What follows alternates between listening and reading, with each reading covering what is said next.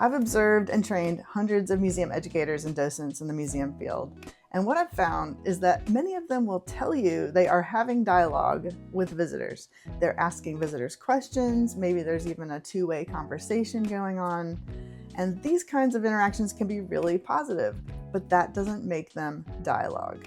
So, what makes an interaction truly dialogic? And more importantly, why should we care? Well, it turns out there is a really big reason why you should care about this definition.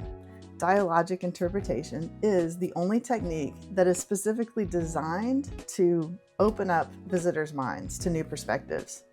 If that sounds like something that you are trying to do, keep watching. Hello, I'm Andrea Jones. I'm a museum consultant. The name of my business is Peak Experience Lab, and I help museums and historic sites improve the way they tell stories and engage visitors. I also help museum leaders to focus on doing work that really matters. In today's video, I'm going to give you a very simple definition for what dialogue is. I'm also going to give you my 3-step formula for being able to recognize what dialogue is in the wild so that you can evaluate or recognize it when you see it. And I'm also going to act out a little dialogue using my very non-existent acting skills because I think it really helps to be able to see for yourself what this is. Okay, let's get started. Okay, so does it matter if we define the term? Some people would argue that it doesn't matter, but I think it depends on your goals or objectives. How are you trying to impact your audiences, your visitors? For example, if your goal is something like, I want to keep my audience's attention and not bore them, great. There are a lot of ways to not bore people, and most of them actually don't include dialogue. If you're trying to get your audience to retain certain facts, dialogue is maybe not necessary.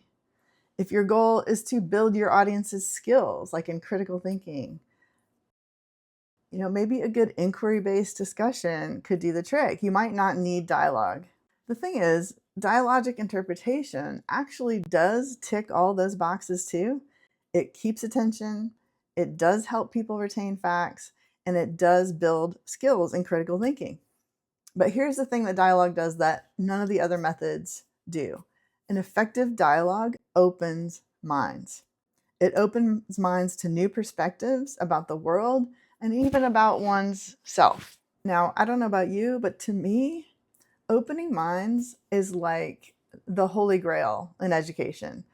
If I can facilitate an interaction where someone actually questions an assumption or considers a viewpoint that they don't already hold or understands themselves in a different way, that's it. Like, there's no higher goal than I can think of, especially right now when there is such a crisis in our ability to understand one another.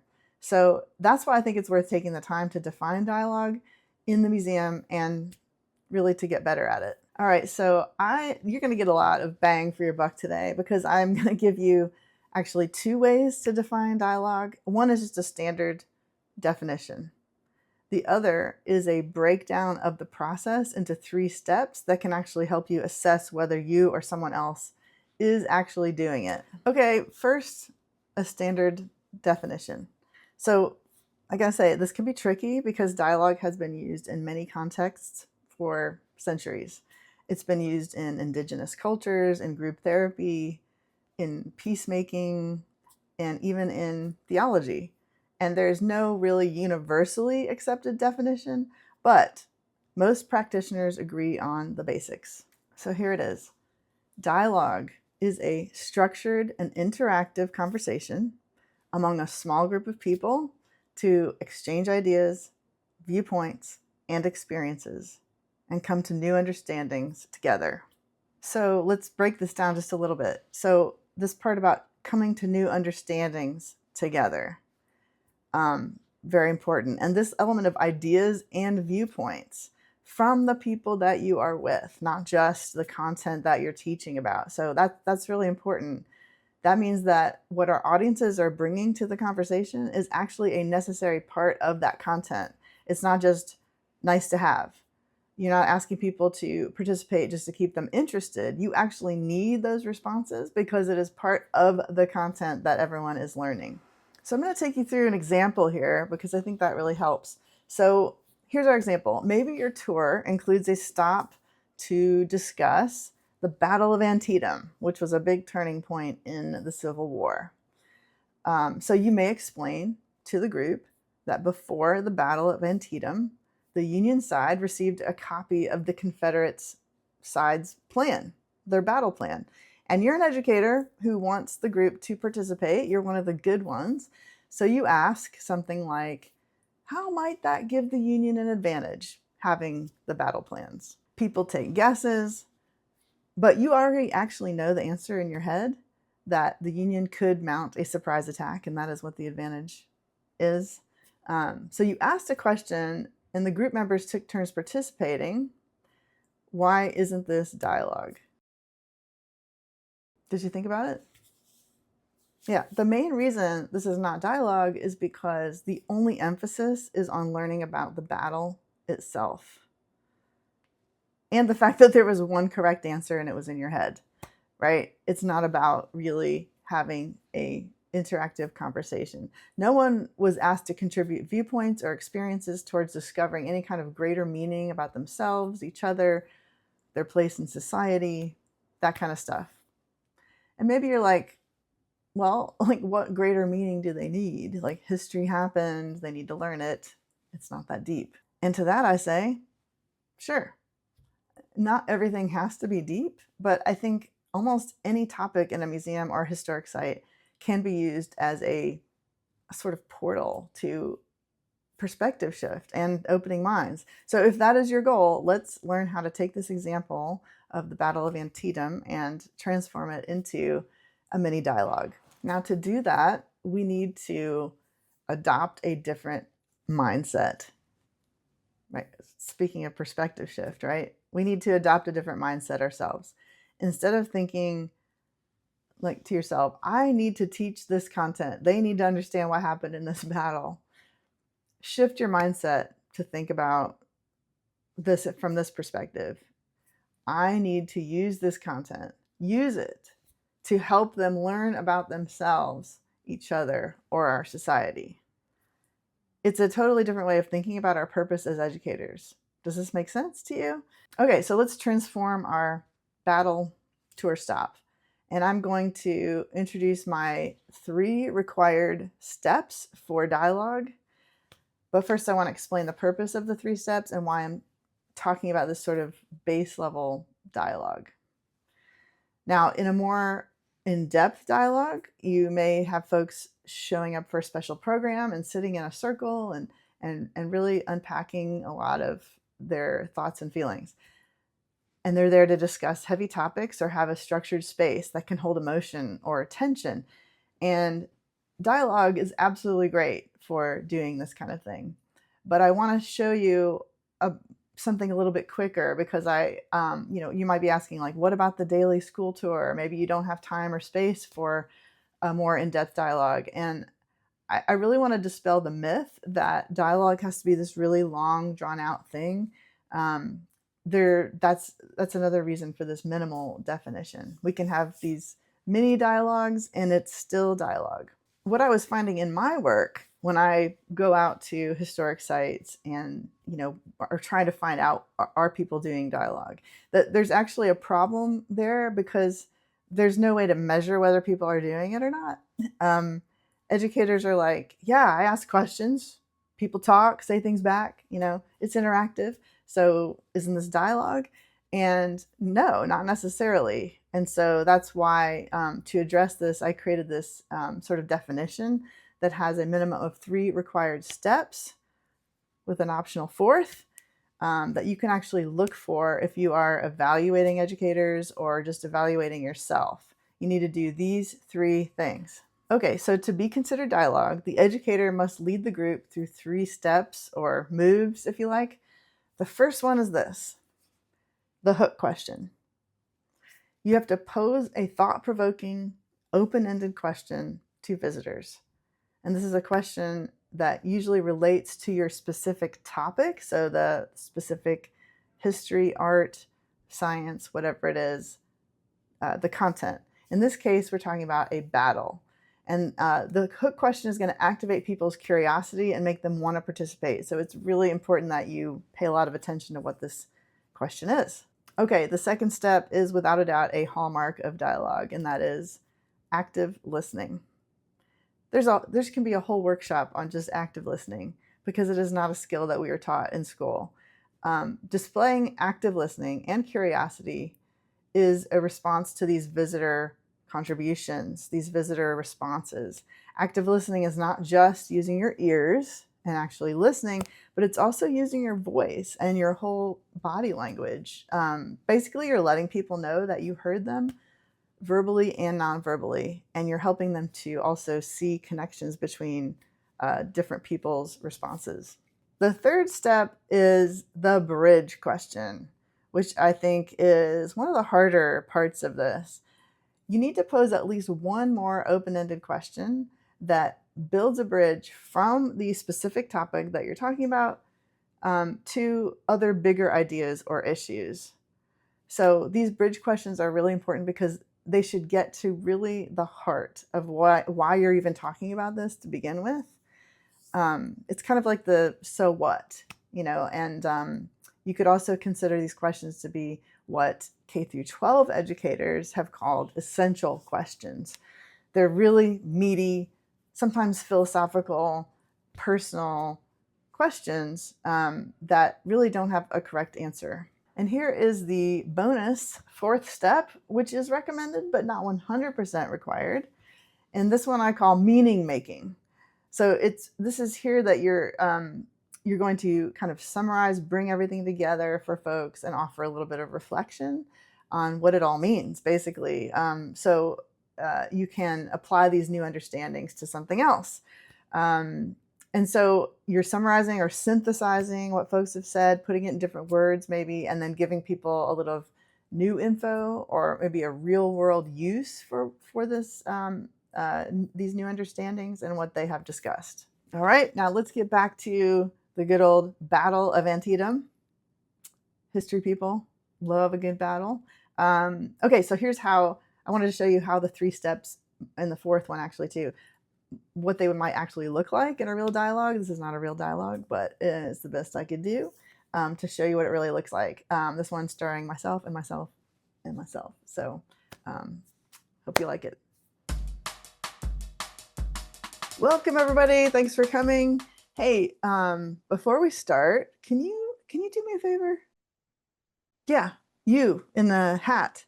Can you just pick that piece of rolled up paper up off the ground? Right down there. Oh, okay. That thing on the ground? Oh. Thank you so much. Would you mind reading it aloud? Oh, sure. Hold on. Cause Special Order 191 by order of General Robert E. Lee. Whoa. Hold on. You found an order from General Robert E. Lee, the commanding general of the Confederate Army. Yeah, apparently. Okay, it's the rest of it says each of my commanding generals shall split up to attack Harper's Ferry in Virginia and then reunite to push northward to Maryland. Okay, so this is huge. Okay. General Lee's actual plans for troop movement just lying here in a field near Frederick, Maryland. It's crazy, right? Okay, so cut. So this little reenactment we just did is actually based on real events. A Union soldier during the Civil War just happened to find General Lee's battle plans, his enemy's plans, just laying here in a field. Can you imagine being the person to find this? Okay, so knowing where Lee's troops would be would allow the Union to attack by surprise, maybe even end the war if they're lucky. Now, these orders were found like right about here, as far as we know, this spot, and they were found around 10 a.m. the morning of September 13th, 1862. 10 a.m. So about by 2 p.m. that day, the Union's commanding general had Lee's plans in his hands. This was General George McClellan. Some of you may know this name. Now, just for a moment, I would like to put you in the position of General McClellan, who had some very big decisions to make about what to do next. There is a lot on the line, as you might guess. So now McClellan was almost fired earlier in the war for being too cautious, for taking his time too much. So the first thing is just that his job was on the line.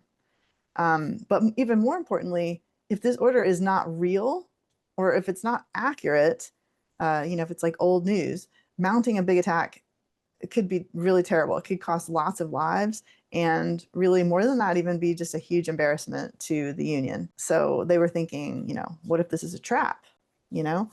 McClellan, if you know anything about this guy, he was also just the kind of guy who he liked to have things organized. He liked to do his research, especially when the stakes were high, right? And lives are on the line. And he took that kind of thing very seriously. But on the other hand, if he doesn't act quickly, Lee's troops, which were split up and vulnerable at this time, could just move to a different place and the Union could just lose that opportunity. So the question is, what do you think you would do if you were McClellan? Would you attack immediately or would you do some research and some more detailed planning? What do you think? I mean, I think I'd probably attack as soon as possible, Like, if you got the plans, it seems like too good an opportunity to pass up. Okay, so you would go for it. But what if it's a fake? Actually, like you could lose everything.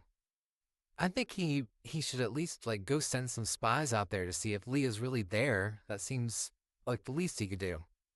Okay, yeah. So you think a little bit more research is necessary, a little bit more time. Good. Okay, so you're both weighing the risks versus the opportunity here, and that is exactly what McClellan was doing too. Um, Now, sometimes it's better to be cautious. Other times, caution can make you really too slow, and that tension is real. So, your reaction to this scenario, though, I want to bring you into it a little bit. Where do you think that this comes from, this reaction that you each had, which was different from just given your own personality or your own experiences? Do you see any kind of connections there, tendencies towards caution versus action in your own life? Okay, so see, I'm that person who likes to have all the information before I do something big. Like I researched new cars for like over a year before I finally bought one. So yeah. Ah, you're a researcher then. So are you happy with your car choice? Um. Okay, actually, it's in the shop right now. I took the bus. See, I'm the opposite. See, I'd probably be the one getting myself into trouble by acting too fast. Like, yeah, I've switched majors like 3 times in college because I just kept jumping into things that sounded, interesting without really thinking them through. I mean, like acting first or jumping into things is one thing, but when your actions affect a whole bunch of people, that's something else. Like, I wish Doge had done the research really well before bulldozing our entire agency, right? Because, like, I mean, I worked at NEH and the whole downsizing thing was just like, let's fire everybody first and then ask questions later. Like, it was terrible. Oh yeah, wow. Gosh, I'm sorry. That must have been really rough to go through that. Thank you for sharing that. Well, all of these are really good examples from the jobs to purchasing decisions to college majors. It seems like some of us are like more planners and some of us veer towards just taking the leap for certain things. And we can see that there's some definite pros and cons of each of these approaches, right? It's really hard, honestly, to balance those two things, isn't it? So, what actually happened in McClellan's situation? That's what we want to know. Did he act immediately or not? Well, sort of. McClellan was a very careful guy. We said before he actually did do some research. He sent a guy to go find Lee's troops to verify their location. Um, just to do due diligence on that. Does that sound like something you would do? And then he carefully, drew up these battle plans, giving orders to move about 40,000 soldiers that he had to plan for. And then he sent riders to give these orders to the various infantries. And all of this together took about 18 hours.